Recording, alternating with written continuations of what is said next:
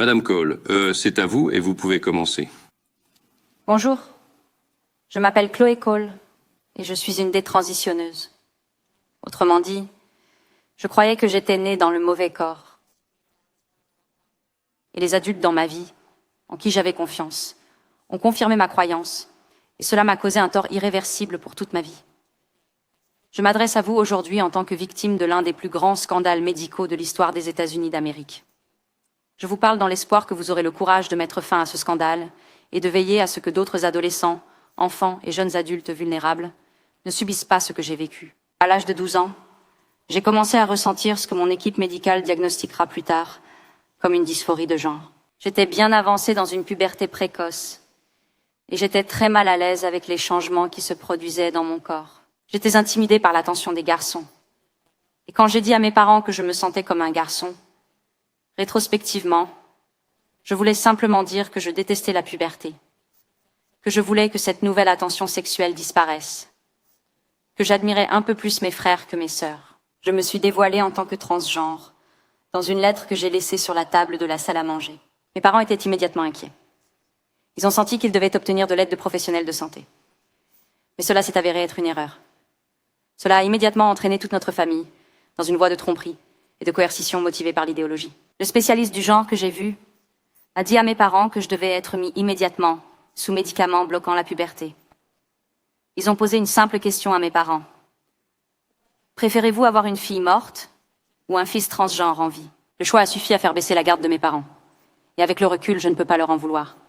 C'est à ce moment-là que nous sommes tous devenus des victimes de ce que l'on appelle les soins affirmant le genre. J'ai été rapidement mise sous bloqueur de puberté, puis sous testostérone. Les bouffées de chaleur, semblables à celles de la ménopause, rendaient la concentration à l'école impossible. J'ai encore des douleurs articulaires et des craquements étranges dans le dos. Mais c'était bien pire quand j'étais sous les bloqueurs. Un mois plus tard, quand j'avais 13 ans, j'ai eu ma première injection de testostérone. Cela a provoqué des changements permanents dans mon corps. Ma voix sera toujours plus grave, ma mâchoire plus marquée, mon nez plus long, ma structure osseuse, définitivement masculinisée, ma pomme d'Adam plus proéminente, ma fertilité inconnue. Parfois, je me regarde dans le miroir et je me sens comme un monstre. J'ai subi une double mastectomie à 15 ans. Ils ont testé mon sein amputé pour détecter un cancer. Et je n'avais bien sûr pas de cancer. J'étais parfaitement en bonne santé. Il n'y avait rien de mal avec mon corps encore en développement ou mes seins. Si ce n'est que, en tant qu'adolescente peu sûre d'elle, je me sentais mal à l'aise à ce sujet. Après l'opération, mes notes à l'école ont chuté. Tout ce que j'ai traversé n'a rien fait pour traiter mes problèmes de santé mentale sous-jacents. Et mes médecins, avec leurs théories sur le genre, pensaient que tous mes problèmes disparaîtraient dès que j'aurais été transformée chirurgicalement en quelque chose qui ressemblait vaguement à un garçon. Leurs théories étaient fausses.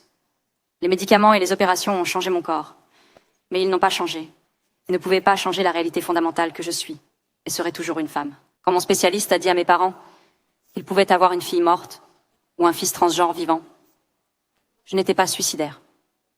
J'étais une enfant heureuse, qui luttait parce qu'elle était différente. Cependant, à 16 ans après mon opération, je suis devenue suicidaire.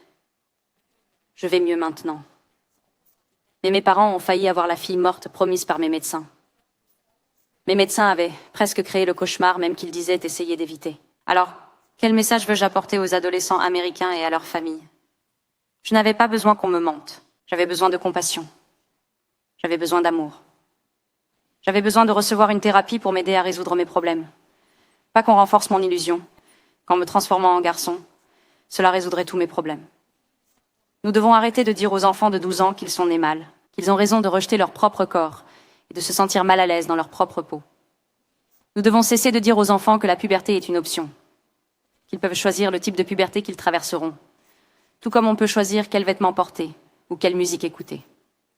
La puberté est un rite de passage vers l'âge adulte, pas une maladie à atténuer. Aujourd'hui, je devrais être chez moi avec ma famille, à célébrer mon 19e anniversaire.